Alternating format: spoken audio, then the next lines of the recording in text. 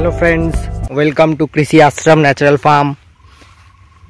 আপনাদের আজকে দেখাবো যে আমরা যে ন্যাচারাল ফার্মিং প্র্যাকটিস করছি তাতে যে বায়ো এনজাইম বেসড যে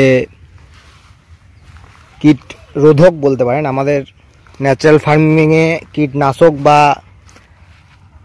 কোনো জীবকে মেরে দেওয়ার কোনো প্রভিশন নাই, তাই আমরা এটাকে রক্ষা কবচ হিসেবে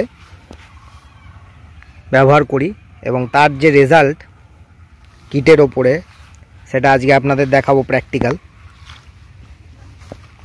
এই যে দেখছেন আমরা এখানে যে বিড়ি কলাই লাগিয়েছি, এখানটা দেখুন, দেখলে বুঝতে পারবেন প্রচুর পরিমাণে লেদা পোকা এই টোটাল গাছটার মধ্যে লেগেছিল। এদিকে যে দেখছেন ওই দিকটা দেখাই।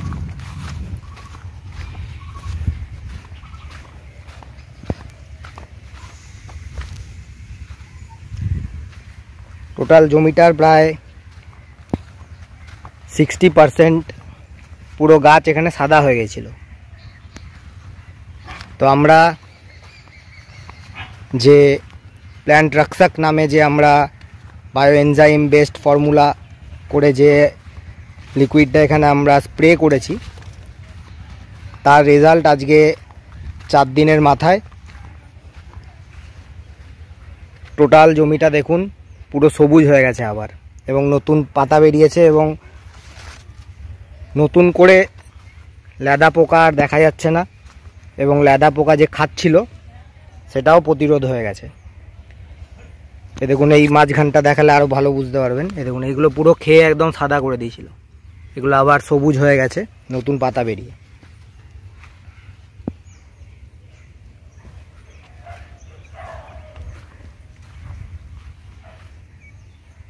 তো এইভাবে অদ্ভুত একটা রেজাল্ট প্র্যাকটিক্যাল এটা আপনাদের দেখালাম যে এই ন্যাচারাল ফার্মিংয়ের মধ্যে আমরা কোনো রকম বিষ ব্যবহার না করে, কোনো রকম পেস্টিসাইড ব্যবহার না করে, শুধুমাত্র বায়ো এনজাইম বেসড নিউট্রিশন এবং কীট বিতারক বা কীট প্রতিরোধক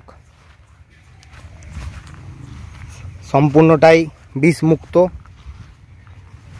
ন্যাচারাল ইনগ্রেডিয়েন্টস দিয়ে আপনারা নিজেরাও বানাতে পারেন এবং নিজেদের জমিকে সম্পূর্ণ বিষমুক্ত করতে পারেন, যা এই প্রকৃতি মাতাকে সমৃদ্ধ করবে, আপনাদেরকে সমৃদ্ধ করবে এবং সর্বোপরি যে এনভায়রনমেন্টাল ইমব্যালেন্স সেটাকেও আবার ফিরিয়ে নিয়ে আসবে।